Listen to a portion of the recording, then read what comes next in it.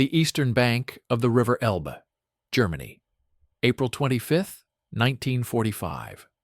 The forest is a cathedral of quiet, but it is a broken one. The air, cold and damp, carries the permanent stench of a world on fire. Acrid gunpowder, wet charcoal, and beneath it all, the faint, sweetish smell of decay that no spring can erase. This is the silence after the artillery has moved west. It is not peace. It is exhaustion. Sergeant Ivan Gordiev moves through this silence like a wolf through its territory.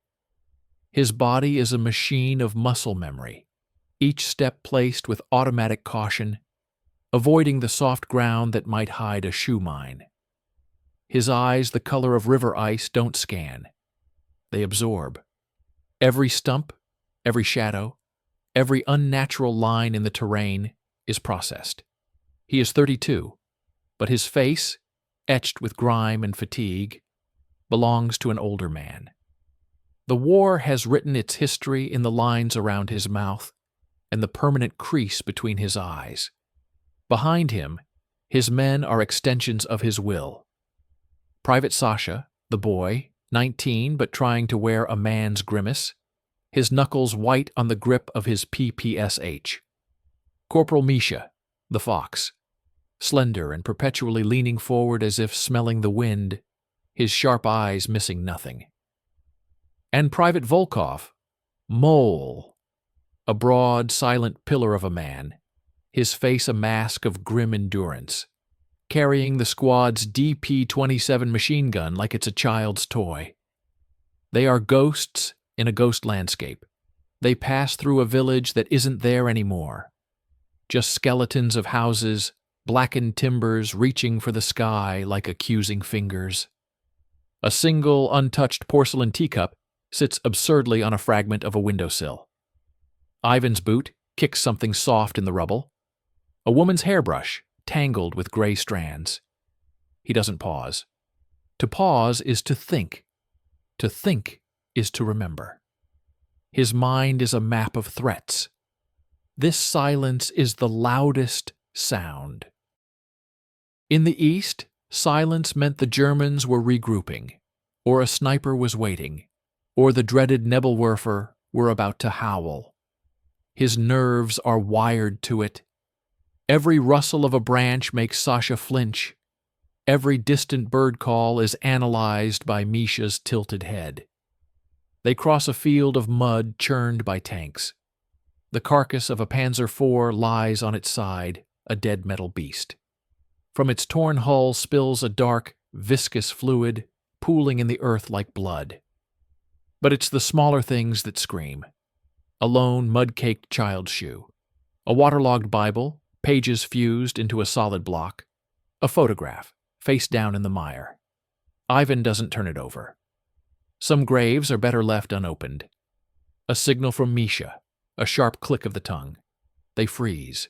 Not a human sound, but evidence. Ahead, near a gutted farmhouse, litter. But not their litter. Not German ersatz cans. These objects are foreign, bright, almost obscene in their artifice. Ivan approaches, his weapon rising on instinct. He uses his boot to nudge a can. It gleams in the dull light. Coca-Cola. The script is frivolous, alien. He's heard of it, a capitalist fairy tale from across the ocean. Next to it, a small, flexible tin with a key. Spam. And scattered like strange petals, silver-wrapped sticks of chewing gum. Sasha picks one up, sniffs it. The synthetic smell of spearmint cuts through the rot. His eyes widen. This is the debris of an army from a different planet. An army that throws away food, that has sugar and silver to spare. For Ivan, this is a profound, unsettling discovery. It speaks of a war fought with different rules, a different kind of abundance. It creates a confusing itch in his mind. What kind of men are these, who leave a trail of luxury in their wake? Volkov grunts, a low sound from deep in his chest. He points with his chin, not with a hand. toward a low, tree-covered rise. The river is beyond it. They move up the slope, belly crawling the last meters through the cold, wet grass. The world falls away below them, revealing the Elbe. It is wide, powerful, a flowing mercurial barrier. And on the far bank, life. Ivan brings his binoculars up. The world's sharpens. He sees them. The uniforms are tan, not earth green. The helmets are shallow, rimmed. Two men lean against a vehicle so small and open it looks like a toy. A jeep. One soldier throws his head back in laughter, the sound lost in the distance. Another casually smokes, sitting on the hood, legs swinging. They are clean. They look rested, unburdened. There is no desperation in their posture, no deep-seated weariness in the slope of their shoulders. They have not fought the war that has scraped Ivan's soul raw. A cold knot tightens in Ivan's stomach. This isn't the brotherly alliance of propaganda posters. This is a collision of two different worlds, two different wars. The order from the commissar rings in his memory. You will represent the victorious Red Army, with strength, with vigilance. Do not be fooled by their smiles. History is watching, Private Sasha whispers, the awe in his voice a tangible thing. They're real. Ivan doesn't answer. He is calculating. River width, current, possible crossing points. He sees no defensive emplacements, no urgency. Just waiting. The monumental final act of the war in Europe is being reduced to this. A handful of tired, suspicious men on one side, a handful of relaxed, waiting men on the other, and a river of cold water between them. The silence is gone, replaced by a massive, humming tension, the tension of an ending and of a beginning nobody can yet name. Ivan makes a decision. Not a political one, a soldier's one. They will go down to the water.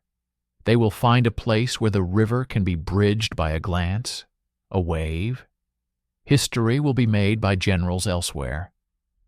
But this story, the human one, starts here.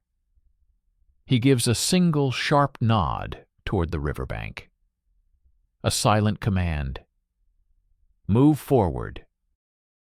As they begin their careful descent, Ivan's hand goes unconsciously to his chest pocket, where a single creased photograph lies against his heart. For a second he wonders if the man smoking on the jeep has a photograph in his own pocket. The thought is a trespass. He buries it. The only thing that matters now is the next step, the next patch of cover, the far bank, and the unknown faces upon it. The great silent question hangs over the Elbe, heavier than any bomb. The western bank of the river Elbe. The same moment, a different world. Here the silence has a different texture. It is not the profound, haunted quiet of the Eastern Front, but the cautious, administrative hush of an advance that has met its stopping point. The air smells of damp grass, river mud, and the faint, ever-present aroma of gasoline and Chesterfield tobacco. Private First Class Jack Thompson from Des Moines, Iowa, feels the oddness of it in his bones. For weeks it was a roaring avalanche, the thunder of artillery, the stuttering rush of machine gun nests being cleared, the tense, house-to-house terror in cobblestone villages. Then 2 days ago it all just stopped, like a record scratching to a halt. Their orders were simple. Secure the western bank. Do not cross. Wait for contact. Now he leans against the warm hood of the Willys Jeep, feeling the spring sun on his face, a forgotten sensation. It feels illicit, this warmth, this lack of immediate danger. His uniform, while not pristine, is intact. His M1 Garand rests against the Jeep, within reach but not in his hands. Next to him, his buddy, Tony from Bronx, sketches idly in a small notebook, a twisted tree on the riverbank. Sergeant Mack, a laconic Texan with a perpetual squint, scans the opposite tree line through his binoculars with the methodical patience of a rancher checking his fence line. "Anything?" Jack asks, his voice sounding too loud in the quiet. "Trees," Mac grunts, not lowering the glasses. "More trees." "And a whole lot of nothing." Their sector is a postcard of pastoral Germany, eerily untouched. A neat boathouse stands by a small pier. Green fields roll down to the water. It feels like a picnic ground, not the edge of the greatest war in history. This unreality is Jack's personal tension. His body is still coiled for the snap of a sniper's round, the scream of incoming shells. But the enemy here is silence and waiting. He pushes off the jeep and walks to the water's edge, the gravel crunching under his boots. He takes out a stick of Wrigley's, unwraps it, folds it into his mouth. The sweet, minty burst is a tiny anchor to normalcy. He stares at the flowing water, his mind 1,000 miles away, in a diner in Des Moines, with his girl Mary, her laugh bright as the chrome on the jukebox. The memory is sharp, almost painful. It's a life that feels more like a dream than this quiet riverbank. A sudden movement in his peripheral vision. Not on his side, over there. His head snaps up. Across the 200 yards of water, on the opposite ridge, a flicker. A shape that resolved, then vanished back into the foliage. He freezes, the gum going tasteless in his mouth. "Sarge," he says, his voice low and tight. "I see him," Max says, the binoculars now locked on the spot. His posture has changed, the relaxed rancher gone, replaced by the combat sergeant. Tony's sketching stops. Jack's heart begins a slow, heavy thump against his ribs, not the frantic gallop of a firefight, but the deep, ominous drum of the unknown. He slowly brings his own rifle up, not aiming, but ready. The rules are a tangled mess in his head. They are here to make contact. But contact with what? With whom? The briefing called them allies. The newsreels showed smiling, robust Russian women waving from tanks. But the stories that filtered down from intelligence briefings spoke of something else. Fierce, exhausted men from a brutal war, as alien as Martians.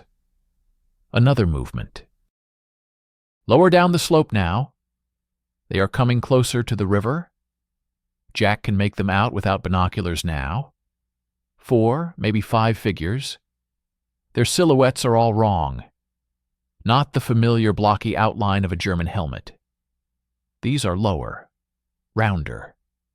Their long, baggy coats blend into the gray-green of the spring foliage.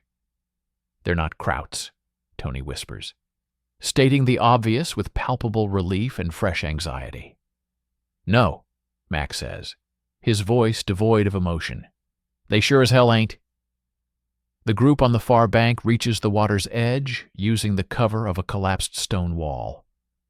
They are professionals. Jack can see that, even from here. Their movements are synchronized, economical. One of them, the one who seems to be in charge, raises something to his face. Binoculars. The lenses catch the sun for a split second. A tiny blinding star aimed directly at them. Jack feels a bizarre primal impulse to wave. He squashes it. This isn't a street corner. This is the frontier of something entirely new. He stands absolutely still, allowing himself to be observed, studying the observers in return. The leader lowers his glasses and says something to his men. Jack watches their dynamic. The big one is pure solidity. A younger one seems almost animated, pointing slightly. They are having their own hushed conference over there, just as Jack, Tony, and Mac are having theirs here. Then, the Russian leader does something unexpected. He steps out from behind the wall. Not fully, but enough. He is exposing himself. It's a calculated risk, a gesture. He isn't raising his weapon. He is simply standing there, looking across. "What's he doing?" Tony murmurs. "He's saying hello," Mac says, a grudging respect in his tone. In his own way. Jack's mind races. The newsreel Russians were a myth. These men are real.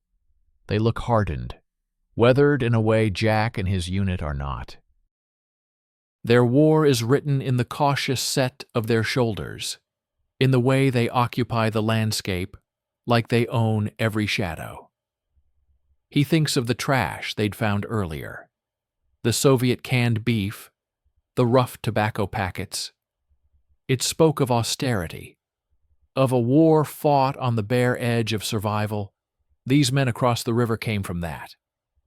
The Russian leader raises a hand, not in a wave, but held up, open, showing it is empty. A universal signal. "I am not shooting." Sergeant Mack lowers his binoculars. He chews his lip for a second, then makes a decision. He mimics the gesture, raising his own right hand, palm forward. Across the water, the Russian seems to nod, a barely perceptible dip of his head. The formal, historic contact has just been made, not with speeches or radio messages, but with two weary soldiers silently agreeing not to kill each other across a strip of cold water. The tension shifts, morphing into something else, a colossal, mutual curiosity. Jack feels the knot in his stomach loosen, replaced by a nervous, electric energy. "Who are you? What have you seen?" The questions are a silent shout in his head. He looks at the Russian sergeant, really looks at him. He sees a man his own age, but aged by a different, harder clock. He sees a leader of men, responsible for the lives of the soldiers behind him. In that moment, Jack recognizes something familiar beneath the foreign uniform, the alien posture. It's the same burden he sees in Sergeant Mack's eyes sometimes, the burden of keeping people alive. The Russian points downriver, then gestures to his own group, and makes a slow, deliberate walking motion with his fingers. He is proposing a parallel movement, a meeting point. Mac nods, then points to a distinct half-sunken barge further down their own bank, and holds up 5 fingers. 5 minutes. An understanding is forged, wordless, across the divide.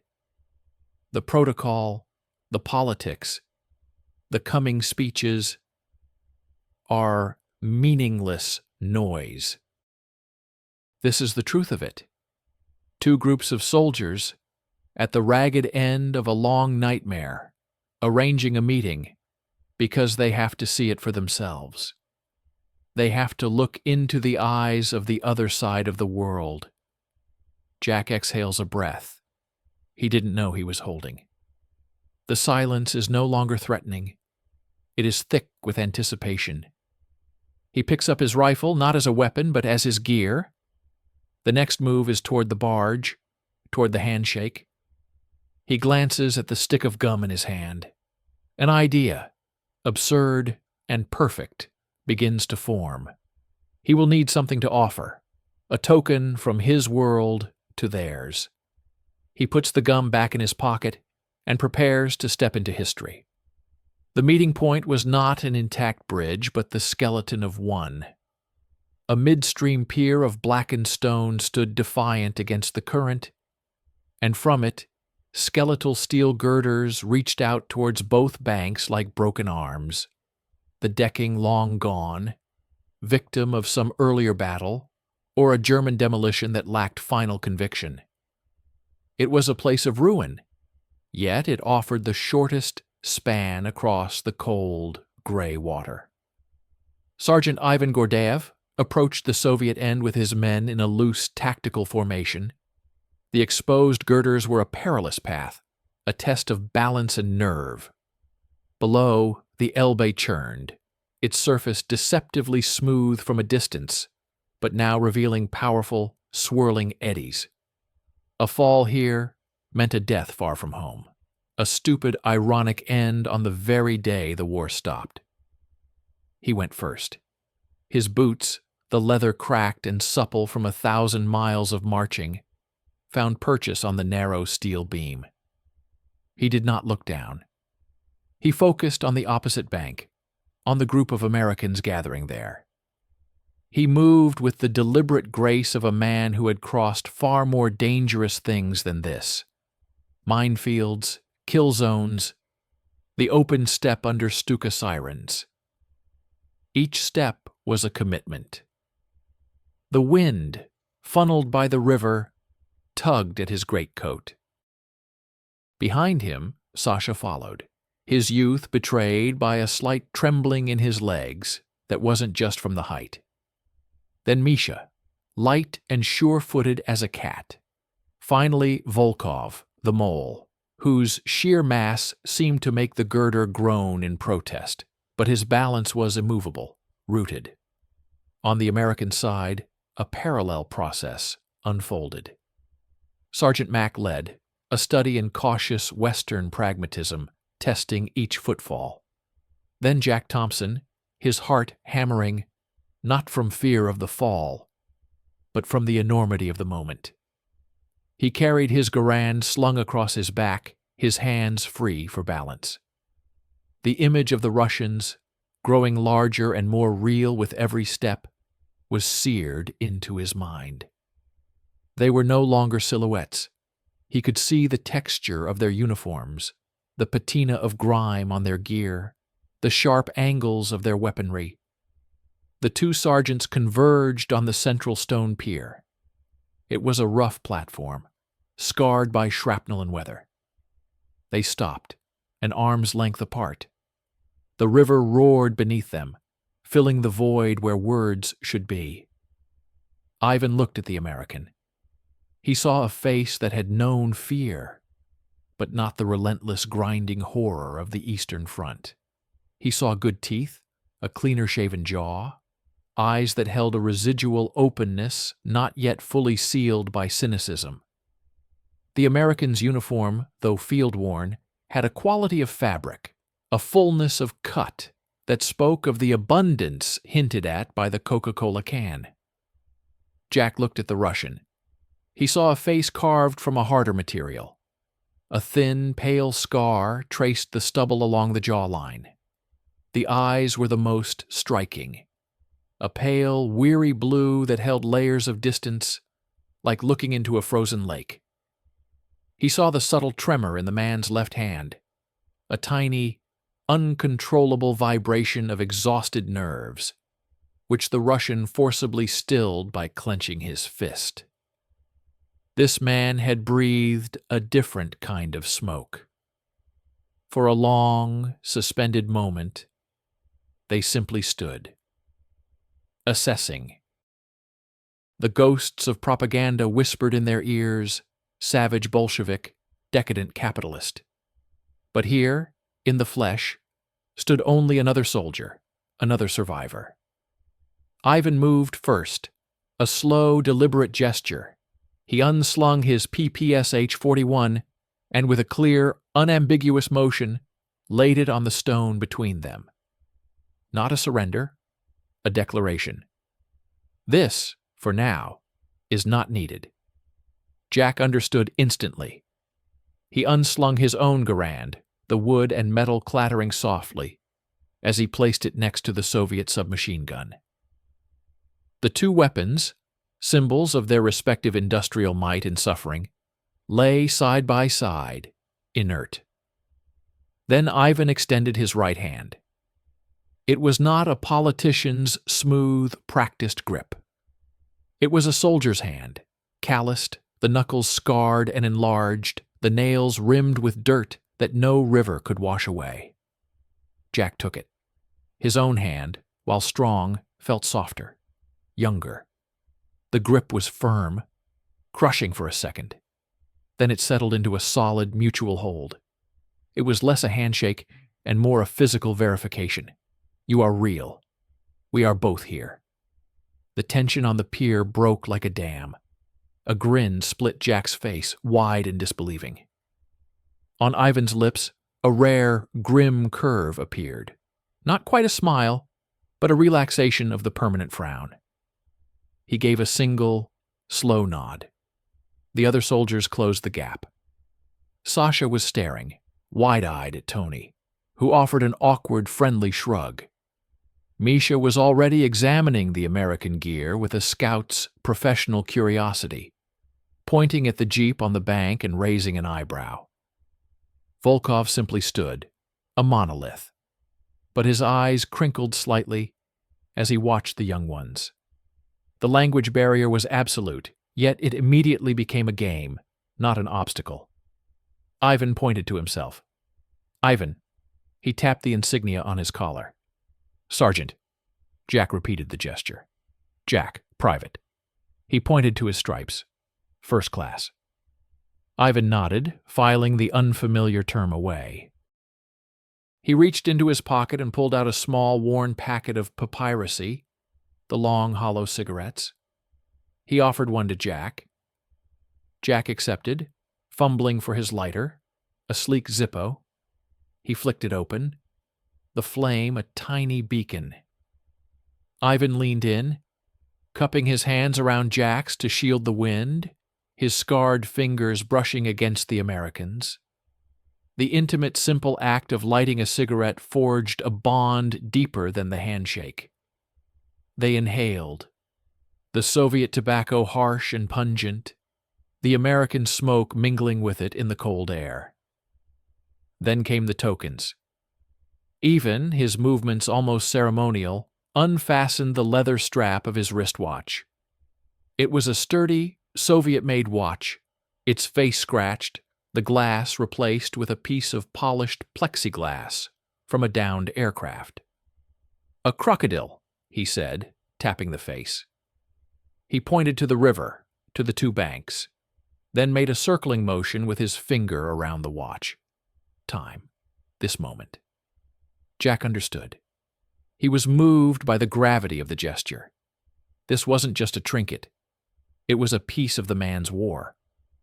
In return, Jack unsheathed his combat knife from his belt. It was a standard-issue M3 trench knife, its blade honed to a sharp edge, the leather grip worn smooth.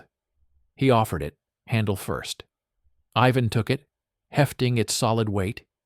He tested the blade with his thumb, nodded in approval. A practical tool, a soldier's gift. He slipped it into his boot. On the periphery, other exchanges bloomed. Sasha shyly offered a red star pin from his cap to Tony, who in return dug into his ration pack and produced a bar of Hershey's chocolate, its brown wrapper a marvel. Sasha stared at it as if it were a relic from Mars. For a few minutes, on that shattered pier in the middle of the Elbe, the war was not just over. It was erased. There was only the shared warmth of tobacco, the silent communication of gestures and laughter, the profound, wordless relief in every pair of eyes. They were not representatives of ideologies.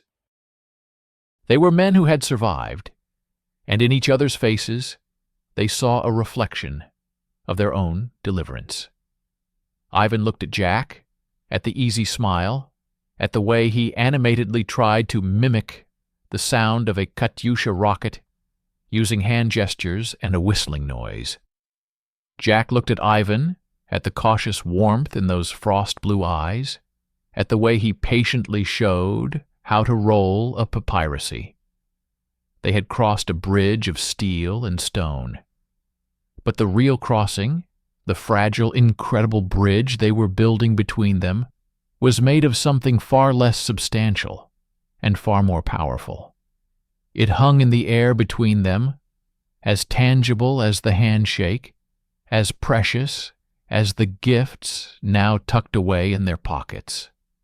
On the stone between their feet, the weapons lay forgotten. The celebration did not remain on the precarious bridge. It spilled onto the eastern bank, onto ground Ivan and his men had just secured. It felt safer there, in their territory, a place where the Americans were guests. The choice was instinctual, a sergeant's unspoken protocol. The site was the shell of a brick barn adjacent to the river.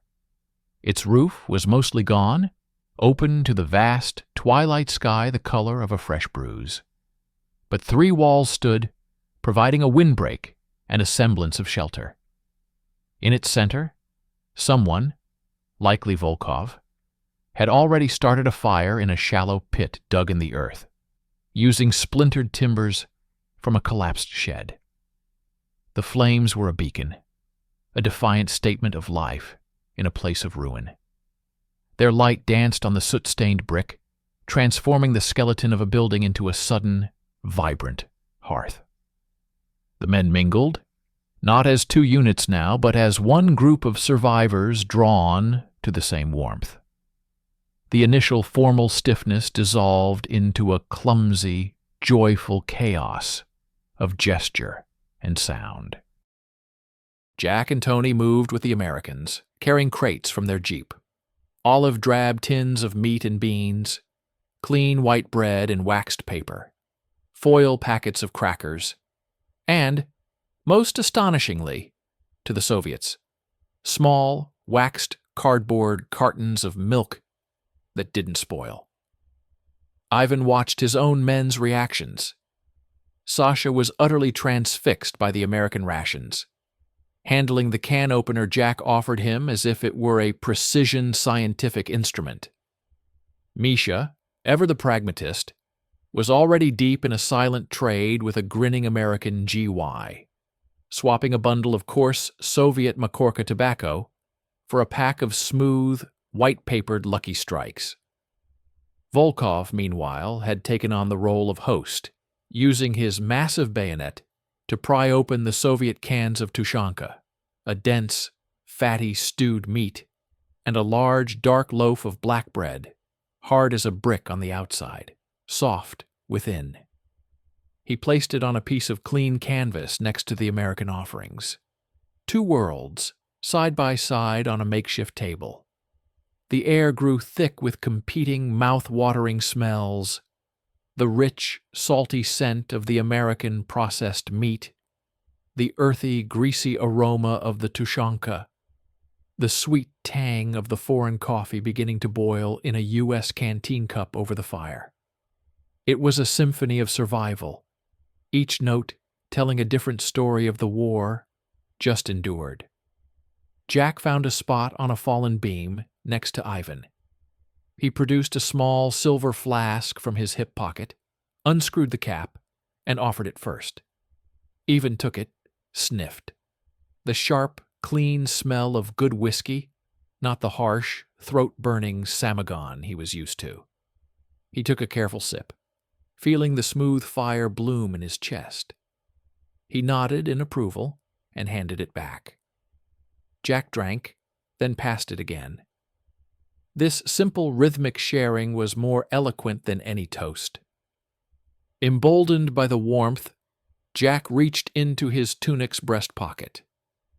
He pulled out a small leather folding case. He opened it with care. Inside, protected by a clear celluloid window, was a photograph. A young woman with bright, kind eyes and a wide smile, her hair styled in soft waves. She stood in front of a white picket fence, sunlight dappling the image. Mary. Jack pointed to her, then to his own heart, his expression suddenly vulnerable, the bravado of the soldier gone, replaced by the longing of a boy far from home. Ivan studied the picture, the cleanliness, the peace, the sheer undamaged quality of the world it represented was as foreign to him as the Jeep. He looked at Jack's hopeful, proud face. He understood the offering. This was not just showing a picture. This was showing a reason to survive, to cross an ocean, to fight. Slowly, with a gravity that made the air around them still, Ivan reached inside his own tunic. He did not pull out a folding case. He extracted a single, creased and dog-eared photograph, its corners soft from constant handling. He held it for a moment in his palm, as if weighing a memory, then passed it to Jack. The image was in black and white, the contrast harsh. It showed a woman with a strong, gentle face and serious eyes, her hair pulled back simply. She was not in front of a picket fence, but against a plain, dark background, her expression holding a quiet resilience. And tucked in the crook of her arm, a bundle, a baby, its features just a blur of softness. Ivan pointed a calloused finger first to the woman, a single touch on the photo, then to the child. Then he drew a line with that same finger across his own throat. A slow, final shake of his head. Gone. Jack's breath caught. The noise of the feast around them faded into a distant hum. He looked from the photograph to Ivan's face. There was no self-pity there, only a vast acknowledged emptiness. The contrast was devastating. Jack's photo was a promise to return to. Ivan's was a relic of a world already erased. In that silent exchange, the true, horrific asymmetry of their wars became agonizingly clear. Jack had fought to get back to something. Ivan had fought because there was nothing left to go back to. The moment hung between them, heavy and profound. Then Ivan took his photograph back, tucked it away with a careful, ritualistic motion, sealing the loss inside his coat, next to his heart. He accepted the flask from Jack again and took a longer, deeper pull, as if to wash the memory down. He then gestured to the fire, to the men, and gave a sharp, single nod. We are here. We are alive now. As if on cue, the atmosphere shifted again. The food was ready. The feast began in earnest. Fingers tore bread, knives speared meat from shared tins, canteen cups of coffee and strong Soviet tea were passed hand to hand. Comparisons were made with exaggerated faces, the American finding the black bread astonishingly dense, the Soviets marveling at the sweetness of the canned peaches. Laughter erupted, genuine and unforced, bridging the language gap completely. Then Tony, energized by the food and the strange camaraderie, stood up on a broken brick. He began to sing. His voice was rough but earnest. Don't fence me in. The cowboy ballad, with its yearning for open spaces, floated into the German twilight. The Americans joined in, clapping, their voices weaving together. Jack watched Ivan's face. The Soviet sergeant listened, his head tilted, deciphering not the words but the emotion, the longing for freedom, for home. When the song ended, the Americans applauded, whooping. They looked at the Soviets, expectant, a challenge, a reply. Even looked at Sasha. He gave a nearly imperceptible nod. The young soldier, his cheeks flushed, stood up. He cleared his throat, suddenly shy. Then he began. The melody was different, mournful, sweeping, then swelling with defiant hope. Katyusha. Katyusha. A song about a girl waiting for her soldier by a river. The irony was lost on none of them. Sasha's voice, surprisingly clear, carried the tune. Then Ivan joined in, his voice a low, gravelly baritone. Then Misha, then even Volkov hummed along, his eyes closed. It was a different kind of anthem. Not of open plains, but of endurance, of love surviving amidst the vast, unforgiving landscape of war. The Americans listened, rapt. They didn't understand a word, but they understood everything. The melancholy, the strength, the thread of love that, however frayed, persisted. As the last note of Katyusha faded, mingling with the crackle of the fire, there was a moment of pure, shared silence. Then Jack started clapping slowly, respectfully. The others followed. No whoops now, just a deep acknowledging applause. In that ruined barn, under the vast and darkening sky, the feast was more than food and drink. It was an exchange of souls. They had shared their rations, their tobacco, their songs, and their most sacred, painful reasons for being. The firelight glowed on their young, old faces. For a few precious hours, the cold, ideological winds of the world could not reach them. They had built a fortress of simple human understanding on the banks of the Elbe, and for now, it felt unassailable. The fire had burned down to a pulsating heart of embers, casting long, dancing shadows that seemed to cling to the ruined walls of the barn. The air, once thick with laughter and song, now hung heavy with the contentment of full bellies and the warm haze of shared tobacco. Men lounged in small, mixed groups, Soviet and American shoulders touching, passing the last of the whiskey and samogon. Private Sasha was showing Tony an intricate folk dance step, their boots scuffing the dirt in clumsy, joyful patterns. It was a perfect, fragile bubble of peace. The crack of the sound was not a gunshot, but it severed the atmosphere with the same finality.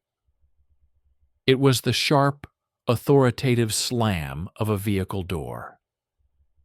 Every head turned. Every muscle just relaxed, tensed again with ingrained wariness. From the tree line, emerging from the deepening twilight like a gray specter, was a Soviet Gaz 67 Jeep. Its canvas top was up, giving it a formal, ominous look. Two men stepped out. The first was a captain, his uniform noticeably cleaner, his boots bearing a dull polish that caught the dying firelight. His face was sharp, intelligent, and utterly devoid of the warmth that had filled the barn. But it was the second man who turned the air to ice. He wore the distinct insignia of a political officer, a Zampolit. His greatcoat was buttoned to the throat. His eyes, behind plain wire-frame glasses, scanned the scene with the clinical detachment of an entomologist, examining a curious and potentially contaminated colony. Ivan was on his feet before he was consciously aware of moving. It was a visceral reaction, a soldier's body responding to a deeper, more primal threat than any German machine gun nest. His heart, which had been resting, began a slow, cold pound against his ribs. He saw Sasha freeze mid-step, the joy draining from his face like water from a broken cup. Misha's sharp eyes flicked from the officers to Ivan, a silent warning. Volkov simply sat up straighter, his face settling back into its default expression of impassive stone. The Americans felt the change immediately. The warmth evaporated. Sergeant Mack rose slowly, his own sergeant's instincts recognizing a shift in command authority. Jack watched Ivan. He saw the Soviet sergeant's posture transform. The man who had shared his flask and his photograph was gone. In his place stood a subordinate, his spine rigid, his face a carefully neutral mask. The friendly light in his ice-blue eyes was extinguished, replaced by a distant, operational blankness. The captain and the Zampolit walked into the circle of firelight. Their footsteps were the only sound. They ignored the Americans completely at first, their gaze sweeping over their own men, taking inventory of the fraternization. The Zampolit's eyes lingered on the shared food tins, the American cigarette packs in Soviet hands, the Soviet paparosi jutting from American shirt pockets. Each detail was a black mark in some mental ledger. The captain finally spoke, his voice cutting the silence. He did not address Ivan directly, but spoke to the space, making his judgment public. He acknowledged the successful establishment of contact in a tone that made it sound like a minor, tactical objective. Then his gaze fell on the mingled groups. "Comrade soldiers, you have shown the flag of the motherland. That is sufficient. The festivities are not a strategic necessity." The words were a bucket of cold water. The Zampolit now stepped forward, his smile thin and humorless. He finally looked at the Americans, a glance that was more of an assessment than a greeting. "You must excuse the enthusiasm of our men," he said in surprisingly clear, though heavily accented, English. "The victory over the fascist beast has stirred great emotions. They are simple soldiers." Jack felt a hot flush of anger at the word simple. He saw Ivan flinch, almost imperceptibly. The Zampolit was not just ending the party. He was reframing it, diminishing the profound human connection they had all felt into mere excitable excess. The Zampolit turned his attention back to Ivan. He spoke in rapid, quiet Russian, his voice a low stream of unmistakable instruction. Ivan's jaw tightened. He gave a single stiff nod. The officer handed him a small notebook and a stub of pencil. Jack didn't need to understand the words to comprehend the order. He saw the notebook. He saw the way Ivan's hand, the one that had shaken his own with such solid warmth, now hesitated before taking it.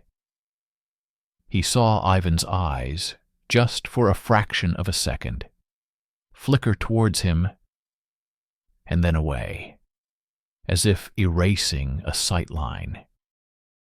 The order was clear. Take names. Document who fraternized, who spoke, who traded. The fragile trust, so carefully built over hours, began to fracture with the sound of that notebook's cover being opened. The American lieutenant, who had arrived with the Soviet officers in a separate jeep, was now speaking in low tones with Sergeant Mack. Mack's shoulders slumped slightly. He turned to his men, his face grim. "All right, fellas. Party's over. We're to return to our sector. Now, no lingering." The dismantling was swift and brutal. The cozy groups broke apart like iron filings repelled by a sudden magnetic force.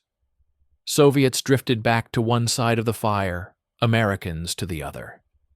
The shared space in the middle became a no-man's land again. Laughter was dead. Smiles were wiped away, replaced by confused, uneasy glances.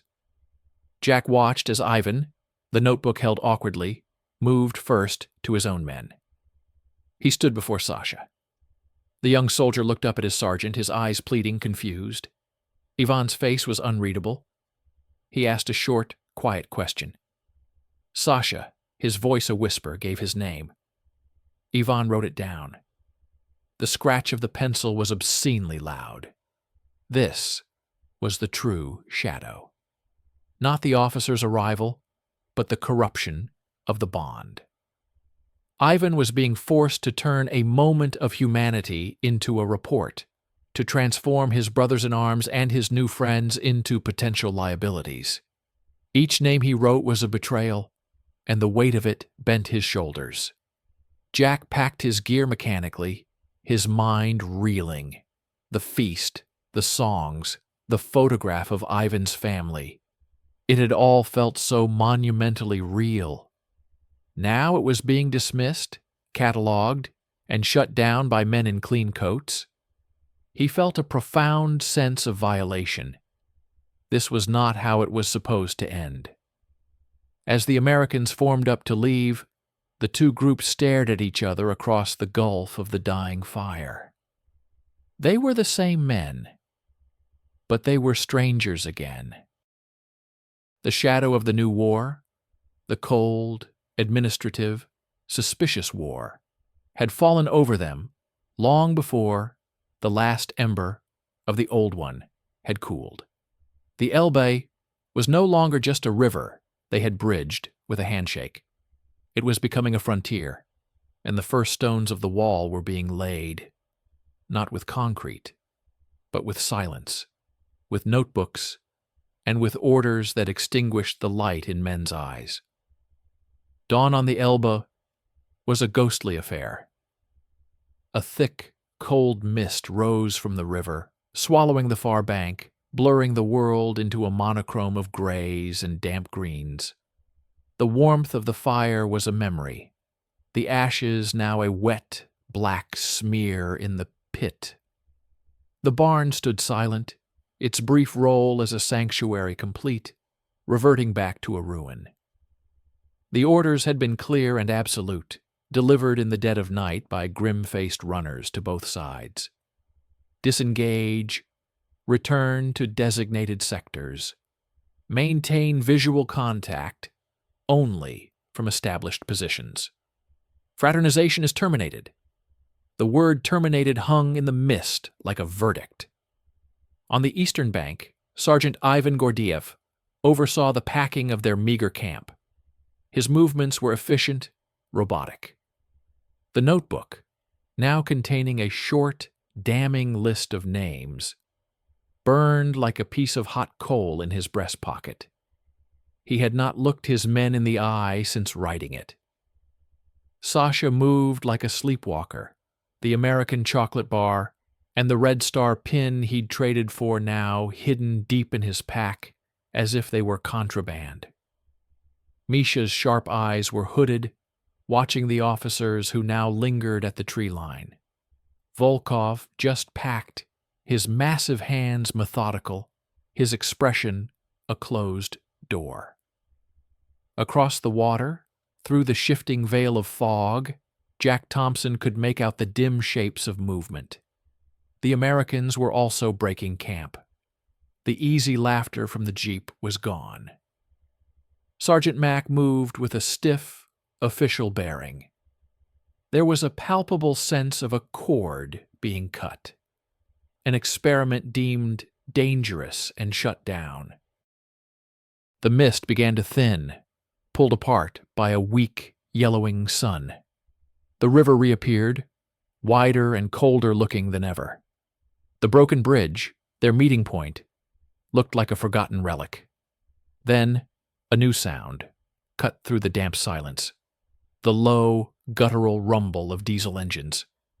From the Soviet side, 2 armored cars, BA-64s, with their sharp snouts and ominous machine guns, rolled down to the riverbank and stopped, facing the water. Their presence was not protective. It was demarcation. A statement of iron. This far, and no further. Minutes later, a corresponding answer came from the west. The distinctive growl of an American M8 Greyhound armored car. It took up a position directly opposite, its turret traversing slowly, not aiming, but surveying. A sentinel. The river was no longer a meeting ground. It was a front line, newly drawn. Ivan felt a cold, hard knot form in his stomach. This was the future being written in steel and engine oil. The handshake was being erased by the presence of guns again, but these guns were not aimed at a defeated enemy. They were facing each other. His eyes met Jack's across the water. The American was standing by their jeep, his pack at his feet. The distance was too far to see details, but Ivan could read the posture. The same confusion, the same bitter understanding. An impulse, reckless and vital, seized Ivan. It was a rebellion against the armored cars, the notebooks, the coldly spoken orders. He turned from his men and walked, not towards the officers, but down to the very edge of the water, to a spot where the current had carved a small, jutting point of land. He moved deliberately, making himself visible. On the other side, Jack saw him. He glanced at Sergeant Mack, who was studying a map, then back at Ivan. He made his own decision. He picked up his pack and walked down to a corresponding point on his bank. For a moment they just stood, 2 solitary figures in the vast, quiet landscape, the armored vehicles like silent chaperones behind them. Then Ivan raised a hand, not in a wave, but held up, palm open, the same gesture from the first contact. "I see you." Jack mirrored it. Then, moving with a slow, clear ceremony, Ivan began. He unslung his canvas gas mask bag, an item every Soviet soldier carried. From it, he carefully pulled out, not a weapon, but the small hand-stitched tobacco pouch, his kisetka. It was made from a scrap of faded green cloth, the stitching uneven but strong, a personal piece of home, or what passed for it. He had rolled hundreds of cigarettes in it. It smelled of his war. He held it up for Jack to see. He then pointed to Jack and made a deliberate giving motion. Jack understood. His mind raced. He needed something of equal value. Not the knife, that was already given. Something personal. His hand went to his canteen, standard issue. Then he remembered. He quickly unscrewed the canteen from its canvas cover. It was the cover that mattered. On its thick green fabric, his name, Thompson J., was stenciled in faded white paint. And below it, over months of campaigning, he had carved small notches and a tiny crude map of Iowa with a nail. It was his history. He pulled it off, holding up the damp, worn canvas. A silent agreement passed between them. Ivan nodded. This was the last defiant transaction. Not sanctioned, not observed by their officers shrouded in the mist. This was theirs. Ivan placed his kisetka on a flat stone at the very edge of the water. Jack placed his canteen cover on a log on his side. They then both took several steps back, creating a neutral zone. They looked at each other, a final long look. Ivan pointed to the Soviet pouch, then to his own heart. He then pointed across at Jack and to the canteen cover. Remember. Jack brought his fist to his own chest, then pointed firmly at Ivan. I will. There was nothing left to do. The armored car on the Soviet side revved its engine, an impatient, metallic cough. The moment was over. Ivan turned and began to walk back towards his men, towards the waiting officers, towards the rest of his life. He did not look back. He could not afford to. Jack stood for a second longer, watching the broad, receding back in the greatcoat. Then he turned, the cold morning air biting at his neck where the canteen cover usually sat. He walked back to the jeep, the Soviet tobacco pouch, now a secret weight in his pocket, a sensory bomb of coarse tobacco and memories. The two groups finished their preparations.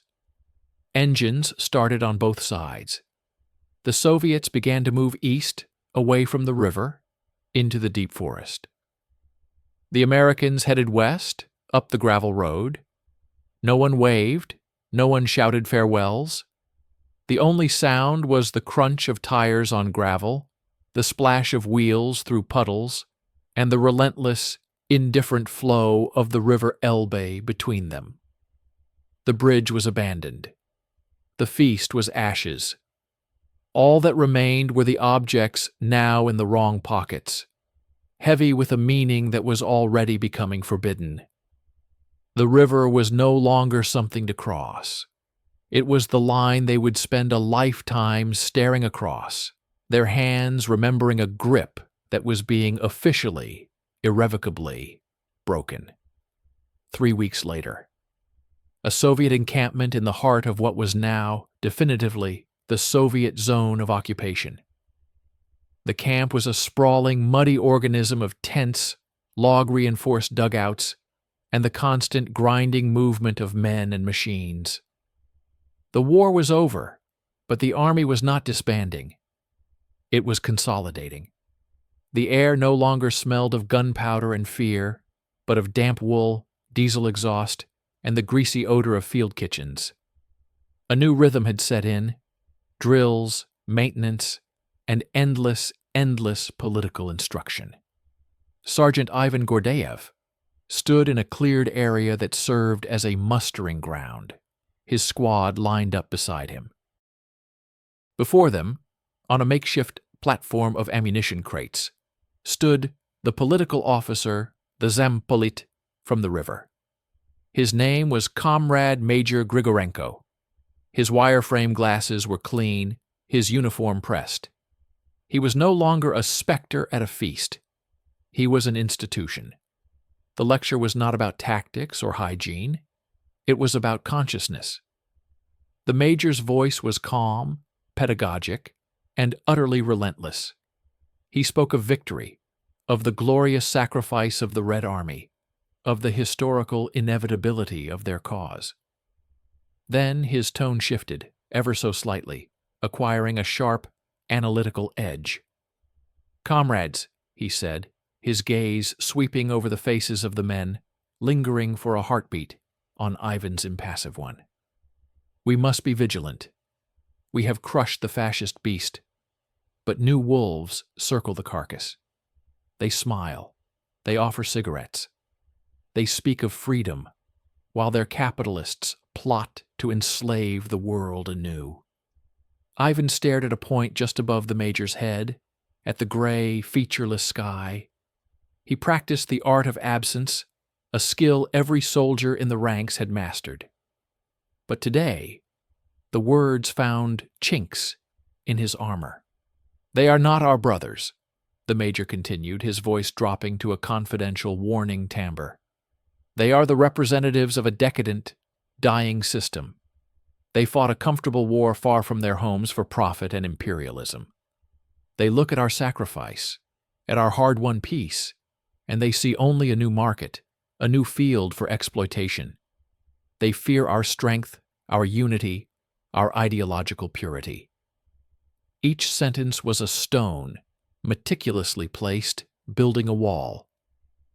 The wall was between now and the memory of the riverbank, between Ivan and the image of Jack Thompson's face in the firelight, showing him a photograph of a girl by a picket fence.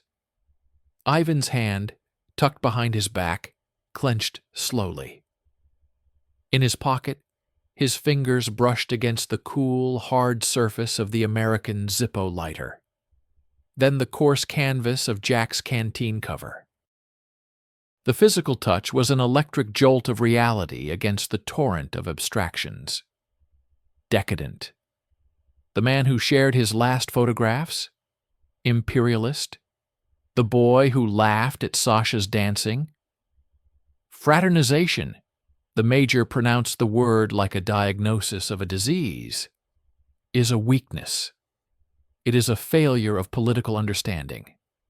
It allows the enemy to see our human faces and to mistake our revolutionary resolve for sentimentalism. We must be harder than steel, colder than the winter. Our will must be monolithic. The word monolithic echoed. Ivan thought of the handshake on the bridge, the tremble in his own exhausted hand, the solid answering grip. That was not monolithic. It was human, fragile and real. It was the opposite of everything the major was describing. As the lecture droned on, Ivan's mind split. The surface Ivan stood at attention, his face a mask of stoic acceptance. The inner Ivan was in the ruined barn. He heard the crackle of the fire, the clumsy melody of "Don't Fence Me In," the low rumble of Volkov humming "Katyusha." He saw the flash of pain in Jack's eyes when he showed the photo of his lost family. That was not the face of an imperialist wolf. That was the face of a man who had also lost something. The dismissal came. The men snapped to attention, then were released to their duties.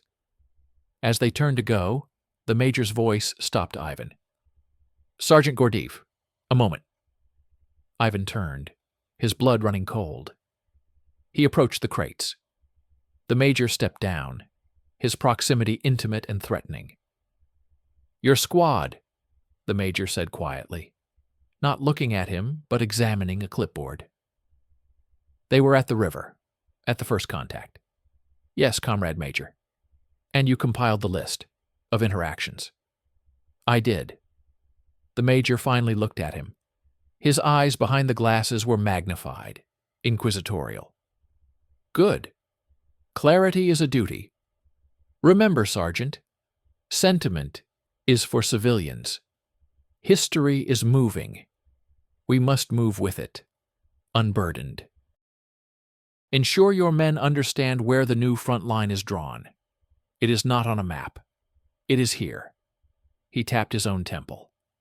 Ivan stared back, giving nothing. Understood, Comrade Major. He walked away, his boots sucking in the mud. The camp buzzed around him. Soldiers polishing weapons that no longer needed to fire, drivers repairing trucks, radio operators tapping out messages in a new peacetime code. It all felt like an elaborate pantomime. The real war, he realized with a sickening clarity, had simply changed theaters. It had moved from the physical landscape to the landscape of the mind. The objective was no longer to seize a hill, but to seize memory itself, to recast a moment of profound human connection as a political error. Later, in the dim, earthy confines of the squad's dugout, he watched his men. Sasha was cleaning his rifle with a monastic focus, avoiding everyone's eyes. Misha was writing a letter, his brow furrowed. Volkov was sharpening his shovel, the rhythmic scrape-scrape of the stone on metal the only sound. Ivan sat on his cot, and shielded by the bulk of Volkov, allowed himself one transgression. He pulled the American canteen cover from his pocket. In the weak light, he traced the stenciled letters. Thompson J. He felt the rough carvings, the notches, the childish outline of a state he could not picture. This was not a weapon. It was a testament, a proof that the man on the other side of the Major's wall was real, had a name, had a home he carved into his gear. He thought of Jack, somewhere in the Western Zone, likely listening to his own version of the Major. Being told the Russians were a savage, expansionist horde, a red menace bent on world domination. Being told that the man who shared his whiskey and his deepest grief was a fanatic, a puppet, an enemy. The wall was being built from both sides, stone by ideological stone. And Ivan, sitting in the mud of Saxony, holding a piece of damp canvas, felt the first, crushing weight of it settle on his shoulders. The victory had been won, but the peace had been lost. And the only thing left from the day the war ended were artifacts of a friendship that was now officially a crime. Moscow, 1974. Winter. The light in the small apartment was gray and tired, filtered through a layer of frost on the single window.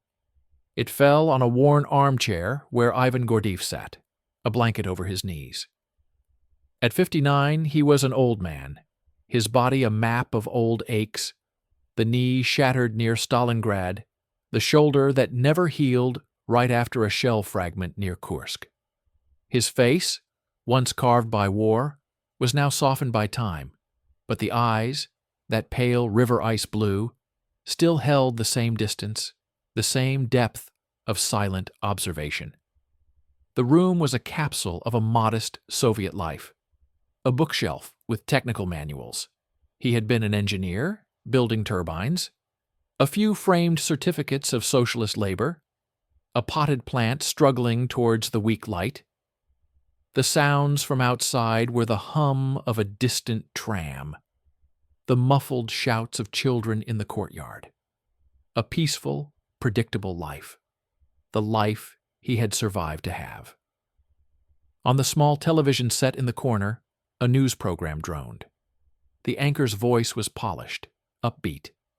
Footage showed men in heavy coats shaking hands on a tarmac, their breath steaming in the cold. The policy of détente continues to yield positive results, the voice intoned.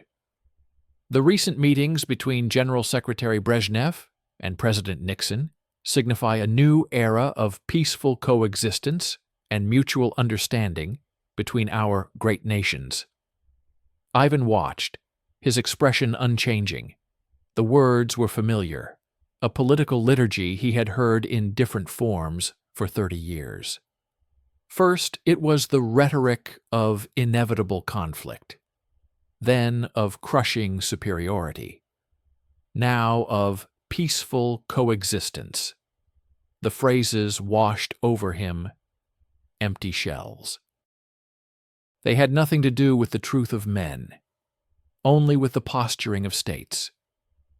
His wife, Anna, a kind, practical woman who had mended his peace as best she could, called from the kitchen. He didn't answer. A strange restlessness had taken hold of him, a pull from deep within, triggered by the images of the handshake on the screen. A handshake between two old, powerful men in overcoats surrounded by flags and guards. It was a pantomime. It had no weight. Slowly, deliberately, he pushed himself up from the chair, his bones protesting. He ignored the television and walked to the old wardrobe in the corner of the room. It was where Anna kept the linens, the winter blankets, and where he kept a small metal strongbox from his engineering days. He knelt, the floor cold through his slippers, and retrieved the box. The key was on his key ring, between the one for the apartment and the one for his old work locker. His hands, now speckled with age spots but still bearing the ghost of their old strength, were steady as he fitted the key and turned the lock. The hinges gave a soft sigh. Inside, there were no medals. He had put those away long ago, in a drawer for his grandson to perhaps wonder at one day. Instead, there were artifacts of a different history. A small cloth bundle, a worn leather sheath. He unfolded the cloth first. It was the American canteen cover.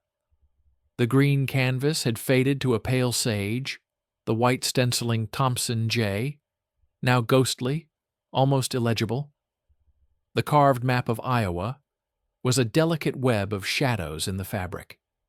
He ran his thumb over the notches, feeling each tiny ridge. He had never learned what they signified. Combat patrols, months overseas. They were a language he would never decipher. Next, he drew out the knife, the USM-3 trench knife.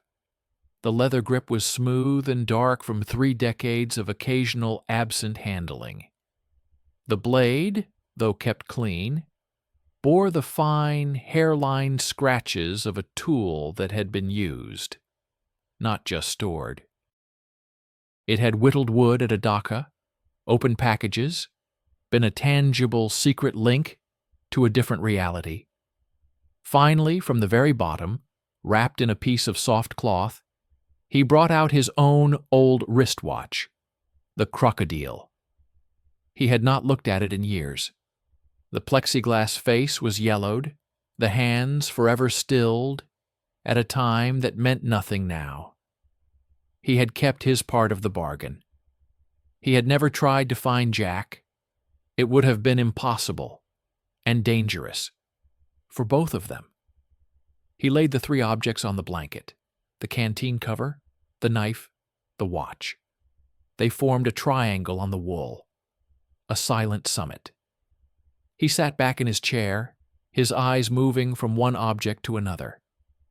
The television continued its cheerful report, talking of reduced tensions, of trade agreements, of a thaw. But Ivan was no longer in Moscow.